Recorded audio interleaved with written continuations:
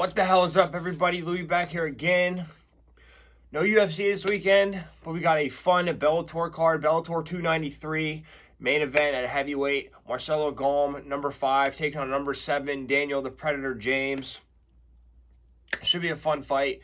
Both guys have finishing capabilities. Heavyweight's been stagnant in that division, in that promotion, so the winner should be next or one more away from fighting Brian Bader for the heavyweight title. Maybe shake things up a little bit. But it should be a fun card. You got a ton of fights. I'm just going to go over the main card. Keep it simple here. Don't watch Bellator too much. Always prefer UFC. But first fight on the main card, 205 pounds, men's light heavyweight. You got Sullivan, Collie, number 9, taking on Luke Trainer. Luke Trainer, been on a little bit of a tear, looking to establish himself in the rankings here with a win here. Sullivan Coley took on Jay Raddick his last fight. In the first round, he eats a head kick at range, and he forces the clinch to the fence, but then he gets doubled. He gets his double off of a failed back take. Whenever Raddick kind of slides off, just being low IQ in the moment, off a failed backpack attempt. But then he lands in full guard. He lands some ground and pound, and then he just gets a knockout with some massive right hands all in succession. So, just beat the shit out of the guy. And then before that, he took on Tyson Jeffries in the first round. He gets knee picked, but then he gets right back up there. And then he lands some jabs at range, and then he lands a step-in overhand right. He throws some step-in overhand rights, but he misses a lot of them. Kind of overextends himself. And then he's able to shoot the single against the fence, and he starts ripping the body with some hooks. And then he lands some step-in overhands at range, and the tie clinch, lands some knees to the head, and then he gets the knockout. So, pretty diverse. Has a couple different attacks from the feet, and he can knock you out. And then Luke Trainer, he took on Lucas Alcina his last fight. In the first round, he lands some jabs, and then a front face kick, and then he gets a blast double off the fence. Goes from the darts into a front headlock position. He uses that to transition and take the back. He gets both hooks in, starts landing some nasty ground and pound. He uses that to set up the rear naked choke and get the submission. And he was waiting for Alcina to put his hand up so he could go for the choke to defending the punches. Luke Trainer plus 185. Sullivan Coley minus 215. I'm just going to go with Luke Trainer. It's 205, kind of, lower level division. And decent underdog spot on Trainer. And, I don't think it'll last long, but I just think Trainer might be able to find it back. I think Trainer might just get in Coley's face early, literally punch him in the mouth early, and, we'll see. I think it'll be a short night, but I'm going to go with Luke Trainer. Why not? Second fight on the main card at 155 pounds, men's light heavyweight. You got Archie Colgan taking on Justin Montalvo, 155, pretty deep division. Both guys trying to make a name for themselves here. Both guys been on a bit of a run lately. Colgan, he took on Jesse Hanneman his last fight. In the first round, he applies steady pressure towards the fence. Then he level changes. He lands a 1-2, which drops him. And then he lands some nasty ground and pound from around the back. And then he's able to complete a mat return. And then after that, gets the TKO with ground and pound. So he's not just wild. He knew the guy was going to get up and mat return him so he could hit him more. So that was pretty good planning. And then before that, he took on Brian Noro. In the first round, he pressures towards the fence, but he lands a stiff jab, and he slides in, and he pushes him down off of his head kick. And then he lands a 1-2 to the body, and then a jab to the head, and then he's able to slide out of range. And then he slides into jab. He lands a slide-in jab, and then a straight right off of a kick, and then he pushes him down off of there. He's doing that a lot, able to get the guys off balance. But then he wings some right hooks and overhands, which misses, a little sloppy. But then he gets a slide-in clinch, and then he lands some hooks, and then he'll back out, just in and out, doesn't want to get touched. And then he'll land a lead right overhand. Then in the second round, he lands a step-in jab, then he backs out of range of the blitz, and then he's able to take the single, and then he lands the left hook. Fakes a single, lands a lead left hook, and then he's out of range again. Then he lands a step-in cross, and he ducks under the counter attack, and then he lands some overhand rights. Remember, he gets pressed, and he kind of backs out. And just keeps sticking and moving. It looks pretty smooth on the feet for the most part. And then Justin Montalvo, he took on Corey Samuels his last fight. In the first round, he eats some leg and body kicks at range, and whenever he gets getting pressured back toward the cage, he eats some hooks standing at range with his hands down, but then he rips the body to the counter, and but then he eats an elbow in return, but it's okay because those body shots are paying off for him. And then he starts to pressure toward the fence, then he lands a right hook, and then a straight combination, and then an uppercut, and gets to the TKO. And it could just kind of happen like that. He was getting pressure back, then he starts ripping the body a little bit, and then all of a sudden, Montalvo is the one pushing him to the fence and gets a TKO. So, really good at changing the momentum. Montalvo plus 230. Archie Colgan minus 275. Yeah, I'm going to go with Archie Colgan here. I just think Montalvo, he just takes too much punishment. I don't really like the price, but I think Archie Colgan is very slick, very smooth in and out. He's going to be hard to hit. Might need a couple body shots, but I think he'll just be able to piece up Montalvo. And Montalvo accepts shots, and I don't think that strategy is going to work with Colgan. So I'm going to go with Archie Colgan here, but should be a good fight. Featured fight of the card, 185 pounds, men's middleweight. John Salter, ranked number 3, taking on Aaron Jeffrey, ranked number 7. Aaron Jeffrey just bursting onto the scene out of nowhere, it seems. So this is a huge fight for Jeffrey. If he wins this, he's in title contention talks. And John Salter, he just really wants to get back on the horse and prove that he's still relevant in this division. Salter, he took on Johnny Eblen his last fight, and just kind of got taken down and beat up like Johnny Eblen does. I couldn't find that fight anywhere. I don't know why. It was impossible to find tape on that fight. But before that, he took on Gegard Mousasi for the title. In the first round, he's on his back foot, but then he pumps some leg kicks, but then he gets blitzed, and he eats a 1-2, but then he'll circle away. And then he shoots a single, switches off to a double. He's able to complete that off the fence, and he's able to get around his back up against the cage, grabs the cross wrist, and able to ride him out. And I would definitely give him that round. Didn't do a ton of damage, but offered a lot of control.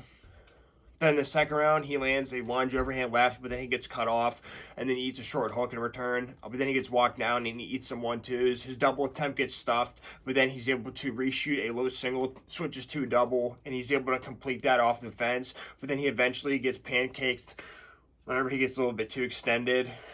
And Mousasi just kind of hips into him and grabs his chin. And then he eats some ground and pound for his troubles. Then in the third round, his double attempt gets stuffed. And then he gets pressed forward, and then he eats a 1-2. And then he gets pancaked off a double attempt. It's sloppy at this point. And then he gets TKO'd via ground and pound. So, yeah. Salter kind of looks like an early round performer. So, first round looked pretty good game plan. Second round, you could see he was there, but that pressure just got to him and added up, and Mousasi was able to put it on him. Then Aaron Jeffrey took on Austin Vanderford his last fight. He was filling in on short notice. In the first round, he pressures forward through some. He's kind of eats or gets clipped by some jabs, and then he drops him with a step-in overhand right, kind of out of nowhere. And then he throws crosses, goes immediately to the clinch, and then he's able to break out of the clinch. And then he lands a double jab, and then drops someone with the right cross, double jab, right cross, and then he gets a TKO via ground and pound, and it kind of looked effortlessly, man. It looked like he just touched him and he dropped him. So Jeffrey's got some serious power, and he's got good placement, and pretty intelligent fighter. And he's able to eat a couple shots. He didn't stand there and get into a firefight, but he could eat a jab or two because he knows he's got power. Aaron Jeffrey minus 380, and John Salter plus 310. I've been debating back and forth. I just think John Salter might be a little past it, unfortunately. And, Aaron Jeffrey's really quick. I think that's going to be a problem for Salter. Now, the wrestling, I don't know. That's going to be a big test. But I think Jeffrey might get taken down once or twice, but I think he'll be able to defend as the fight goes on. And I think Salter actually gasses as the fight gets later. Jeffrey, he might slow down a little bit too, but I just think he's on the rise and John Salter's on the way out. I don't really like that price tag at all, but I'm gonna go with Aaron Jeffrey minus 380, and the whole fight to go over 2.5 rounds plus 100. I think I like that. They're both relatively durable. I'm gonna go with Aaron Jeffrey though. Coming in event of the evening at 145 pounds, women's featherweight, Kat Zingano taking on Leah McCourt. Big matchup here. Rumor is the winner gets a title shot against Chris Cyborg. So, breathing some life back into women's featherweight. So, it should be interesting. Kat Zingano, she took on Pam Sorensen in her last fight. In the first round, she lands a head kick to down block trip whenever she gets pressed into full guard, and then she lands some ground and pound, and then she was able to blitz to a single. Then she's able to finish it with a sort of a back trip off the fence, gets into full guard, it lands some nice ground and pound. Then in the second round, she lands some head kicks arranged, and then she circles outside. She lands a leg kick to a double, and then she's tripping as she's finishing this double, and she lands in half guard, and she's able to land some nice ground and pound. Nothing too fancy, but beats her up a little bit. Then in the third round, she lands some leg kicks and then an overhand to a double attempt, and then she's able to shoot a low single, and then whenever she pulls back out, then Sorensen comes back up. She's able to grab that plum tie and land a nice knee to the face. And then she's able to get a snatch single. She's able to roll through with the finish, land in half guard, land some ground and pound. She takes the back on a stand-up attempt, and then she hits a chin back, gets back into side control for the remaining time, and just doesn't waste any time getting on the ground. And she's pretty physical with that, and she has some slick finishes from the single position. Then Leah McCourt, she took on Deanna Silva her last fight. In the first round, she landed some front kicks at range, then a jab to a clinch, and then a knee to the head, and then she's able to break off, and then she lands a hook combination. Then she'll be at range, she'll land a 1-2, and then she'll transition to a clinch to the fence. Then she's able to duck under the shot, and then she gets mat returned. She gets mat returned off a duck under by Silva whenever she's coming forward, just kind of overstepping and leaning over and overextending herself, and then she gives up her back, but then she's able to get right back up to the clinch, and then she's able to land a knee to the head from that position. And second round, from end of the first round, a little contentious. Second round, a little more close. She's able to land a right cross counter whenever she's getting pressed by Silva, and then she lands a head kick in the pocket, and then when she has her back to the fence, and then she lands a left hook counter, and then she'll circle out of range, and then she gets pressed with the overhand, and then she kind of eats a hook. Second round, had a little trouble. Third round, she kind of puts it together, so close though. In the third round, she gets pressure with some overhands and some leg kicks, but her double attempt gets stuffed and she gets clinched. But then she keeps that overhook. She likes to do that overhook with her back against the fence, and she's kind of trying to angle off. And then at the end, she lands a right hook at range from the open. Pretty contentious fight, but, she had her moments. Leah McCourt, plus 260. Kat Zingano, minus 315. I don't really know. I just know it's low-level women's MMA, and it's 145 pounds, which I don't even know if the UFC even has 145 pounds anymore. I'm just going to go with Leah McCourt based off the 260 price tag. We'll see. It's going to be a scrap. I think if Leah McCourt can stop the takedown Zingano, I think it'll be a decent fight. But, Zingano's really fast, and she likes to blitz a lot, so we'll see. But I'm just going to go with Leah McCourt to be safe. Main event of the evening, 265 pounds, men's heavyweight, Marcelo Golm, number 5, taking on number 7, Daniel the Predator James. Should be interesting. James exploded on the scene with that knockout of Tyrell Fortune. Both guys just want to get to a title shot. Ryan Bader's fought everybody at heavyweight, and it's getting a little stagnant. So an impressive performance here would really break up that monotony, and I'd be excited to see Ryan Bader fight somebody else. So somebody people really aren't talking too much about. Marcelo Golm took on Davion Franklin his last fight. In the first round, he presses with some jabs, he lands some leg kicks, and then he gets the ankle pick off of a kick he catches, and he's able to take the back, but then he gets reversed into a high crotch lift. But he's able to work back to his feet, and then he cuts off the cage. He lands a cross and some leg kicks, and then transitions to the clinch. Then in the second round, he lands a 1-2 off the fence, and he rips the body, and he takes his back when he's standing, but he can't really hold him there. And then when he comes into him, he walks into a couple jabs, and then he walks into some elbows and hooks and an uppercut. He kind of has his hands down, just getting a little careless for my liking. But then he walks into a double, but then he sweeps with the high C from the bottom and has an underhook. And then he gets in the crucifix position, but then he gets swept yet again. He just didn't have himself settled. And then he eats some elbows at the end of the round. But third round, this is where it all comes down to, and he performed admirably. In the third round, he gets the clinch to the fence. He eats a jab and a cross, just kind of standing at range again. But he presses him to the cage with the overhand right, and then a left hook goes to the clinch. And then he gets the takedown off a missed kick attempt, and then he's able to get the rear naked choke submission pretty instantaneously, because Franklin kind of gave him his back, and he didn't even have the hooks in, just gets the rear naked choke, low-level heavyweights, but he got it done, man, and he's a finisher, and he came in clutch.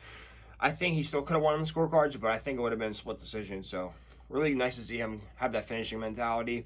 Then Daniel James took on Tyrell Fortune in his last fight. In the first round, he catches a leg kick, and then he lands some ground and pound around his back. And then he gets taken down with the high single off the fence, and he has his back to the fence, and they're in the seated position for a while, and he's not able to work up.